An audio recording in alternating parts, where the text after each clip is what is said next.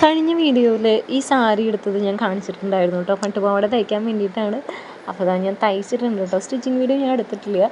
തിക്കും തിരക്കും പിടിച്ചിട്ട് രാത്രി ഇരുന്ന് തയ്ച്ച് കംപ്ലീറ്റ് ചെയ്ത വീഡിയോ ആണ് കേട്ടോ. ഒരെണ്ണം കൂടി എനിക്കിതിൻ്റെ കോപ്പി ചെയ്യാനുണ്ട്. ഞാനിപ്പോൾ നമസ്തയ്ക്ക് വേണ്ടി മാത്രമേ ചെയ്തിട്ടുള്ളൂ. ഇഷാനിക്ക് ചെയ്യണം. നമുക്കൊരു കല്യാണം ഉണ്ട്, അതിനും പിന്നെ കല്യാണം ഉണ്ടായിരുന്നു. ആക്ച്വലി ഇന്ന് കല്യാണം കഴിഞ്ഞു. അപ്പോൾ അതിനും പിന്നെ സ്കൂളിലെ ഓണം പരിപാടിക്കും വേണ്ടിയിട്ട് കുട്ടികൾക്ക് പ്ലീറ്റഡ് സ്കേർട്ടും ടോപ്പും ചെയ്യാനാണ് കേട്ടോ ഇത് എടുത്തത്. അപ്പോൾ ഒരാൾക്ക് ചെയ്തിട്ടുള്ളൂ. ഓണം പ്രോഗ്രാം വരുന്നത് 13-ാം തീയതിയാണ്. അപ്പോഴത്തേക്കും അടുത്തത് ചെയ്യണം കേട്ടോ. അപ്പോൾ നിങ്ങൾക്ക് ഇഷ്ടമുണ്ടെന്നുണ്ടെങ്കിൽ ഞാൻ അതിൻ്റെ മേക്കിംഗ് വീഡിയോ ചെയ്യാനായിട്ട് നോക്കാം കേട്ടോ. ഇത് ക്രോപ്പ് ടോപ്പാണ്. ഇതിൽ നെക്കിൽ നമ്മൾ വർക്ക് കൊടുത്തിട്ടുണ്ട്. താഴെ ഇങ്ങനെ ഒരു കർവ്ഡ് ഷേപ്പിൽ ഇപ്പോൾ ട്രെൻഡ് ഇങ്ങനെയാണല്ലോ, ആ ഒരു ട്രെൻഡ് നമ്മളും ഫോളോ ചെയ്തിട്ട് തുന്നി കൊടുത്തിട്ടുണ്ട് കേട്ടോ. അത് ലേസല്ല, നമ്മൾ ഓരോന്നും ഇൻഡിവിജ്വലായിട്ട് തുന്നി കൊടുത്തിട്ടുള്ളതാണ് കേട്ടോ.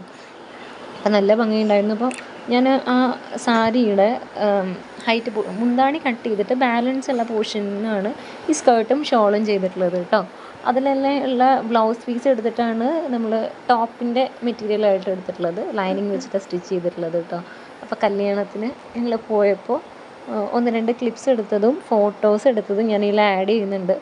ഡ്രസ്സിൻ്റെ ഒരു ലുക്ക് കാണാൻ വേണ്ടിയിട്ടാണ് കേട്ടോ. നല്ല ഭംഗിയുള്ള ബോട്ടിൽ ഗ്രീൻ ഷെയ്ഡിലേക്ക് നമ്മൾ കോൺട്രാസ്റ്റ് ആയിട്ട് എടുത്തിട്ടുണ്ടായിരുന്നു. പോളി കോട്ടൻ്റെ ഫാബ്രിക്കാണ് കേട്ടോ. അപ്പോൾ അതാണ് സ്കേർട്ടിൻ്റെ താഴെ വെച്ച് കൊടുത്തിട്ടുള്ളത്.